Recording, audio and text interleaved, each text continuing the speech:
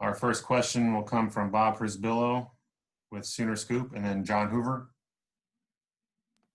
Yeah, Isaiah, just sort of wondering if you think your role has changed at all since Ronnie's come back.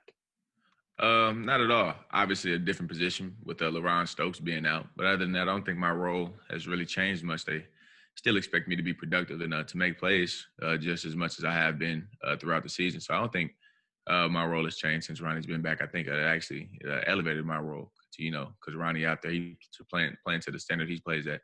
It makes me want to play, even at a higher standard as well. So, I don't think my role has changed. Okay, John Hoover, SI Sooners, and then Ryan Aber. Isaiah, hey, I'm curious about. I'm trying to figure out how you guys are blowing people out early in games, and then you come out at halftime, and kind of the same thing happens. You guys get off to a fast start after halftime. Is that game planning? Is it preparation? Is it practice? Is it what Coach Riley joked about yesterday? Obviously, my pregame and halftime speeches are awesome. What goes into that? All the different elements. Well, I know earlier in the season we didn't finish as well as we wanted to, but we'd always start fast. And I know like around the third, fourth game of the season, we started harping on how we got to finish better.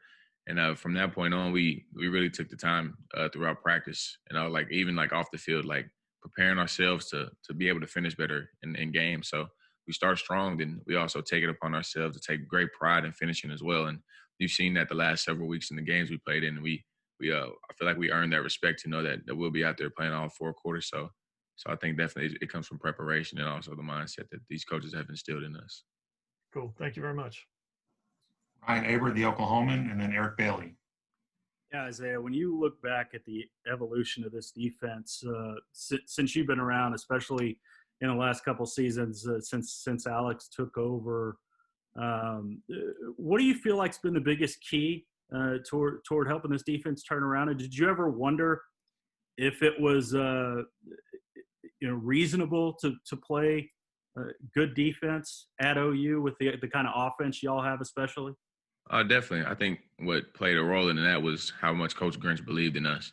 And once we seen how much freedom he gives us out there on the field and how much he believes in us, we believed in ourselves as well. And we knew that if we have a defense that's complementary to our offense, that would definitely be a great team, and that's competing for a national championship here soon. So definitely the confidence that Coach Grinch instilled in us and how specific he is on the little details. No detail is too small. So we take great pride in that. We have fun out there and fly around, and it complements our offense as well. And their energy feeds off us, and also our energy feeds off them. And so it just plays well into what we've been doing lately. Appreciate it, Isaiah. Eric Bailey, Tulsa Whirl, and then Joe Bettner. Isaiah, do you ever hear from former defensive teammates about how you guys are playing this year? And who were some of your mentors while you're waiting for your time to play? And what's it like to build upon what they started? Definitely. Players like Neville Gallimore or Kenneth Mann, and specifically for my experience as a defensive lineman that usually hit us up recently or throughout the year. People like Neville Gallimore, they definitely see the growth since they've left, and from the time that they were here, they see the big difference that we've made for this defense. And it's great to know that people that they used to play here are acknowledging that, because we know that the standard that they played to, and seeing that they're saying that we raised the bar is definitely a great feeling, because we know how hard we work our butts off, and for it to be noticed across the country, and even other people may see it but may not say anything, but we know that they notice it, and it's a great feeling that these former players are acknowledging that. Thank you, Isaiah. Joe Bettner, Norman Transcript, and then Dean Blevins.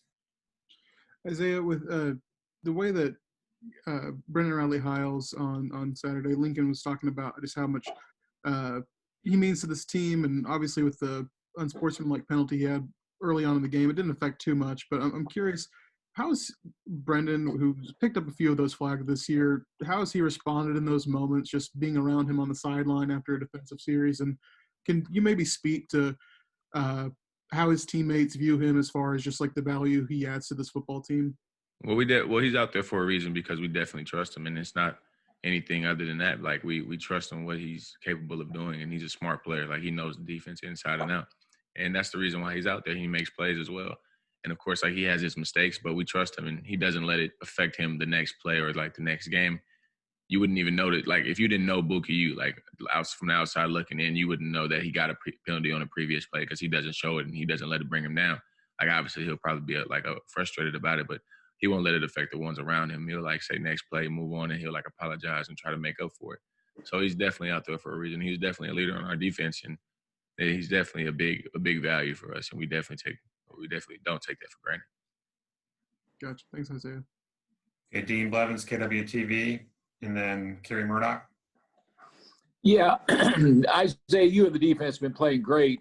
It would be a natural letdown this week because you just killed an arch rival, and you guys continue to get better and better. In West Virginia, it doesn't sound like a big game, but you know that it can be. Right.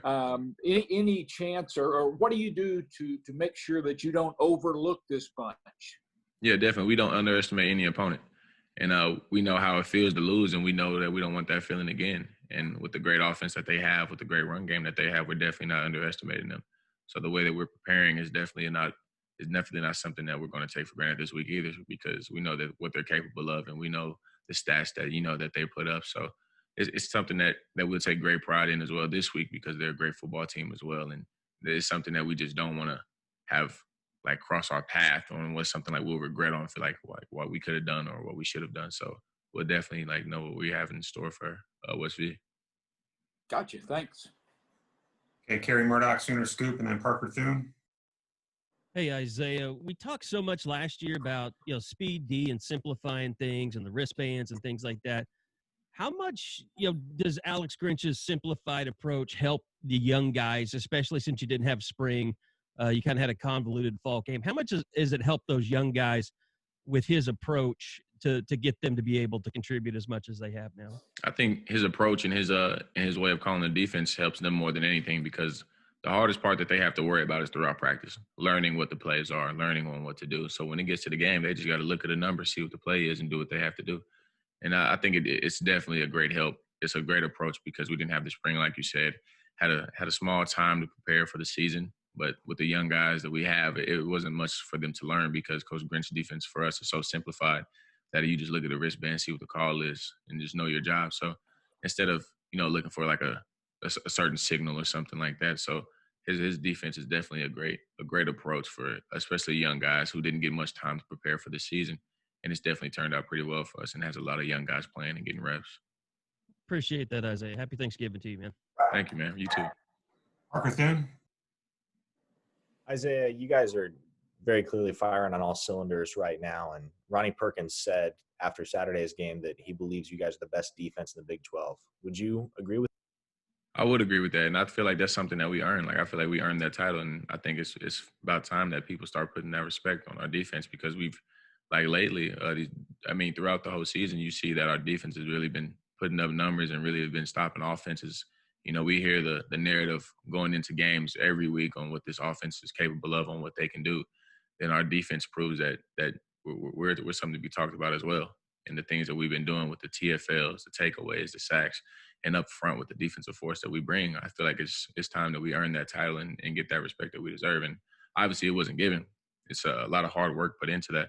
But I definitely feel like Ronnie is right on point with that. And with the way he's been playing alone, I feel like that shows that we've definitely have earned that title to be called the best defense in the Big 12. But we'll just have to keep proving that week in and week out.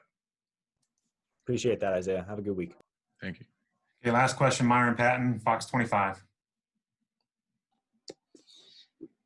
Yeah, Isaiah, how much of the fact that you guys have so many guys up front that can make plays, do you feed off each other in terms of you see one guy do it, somebody else does it? How much does that just help you as an individual and as a defense? Oh, it helps me a lot as an individual. It definitely is exciting to go out there knowing that there's other players up there in the front with you that's making plays. So after Ronnie Perkins makes a play, it turns us up to that, oh, it's my turn. Or after Perrion makes a play, or after Nick Benito makes one, it's definitely exciting to know that we feed off each other, and it's like a race to the quarterback, a race to the backfield to see who can be the first one there to make the play. And I feel like that helps us a lot. It's nothing about us being greedy or anything. We want to do what's best for this team as well, but we also want to make plays and have fun. So I definitely think it's the bigger picture on what we're looking at on providing and being productive for this defense. But after each one of us make a play, we just want to make the next one and the next one. And I think that's why we've had so much success recently.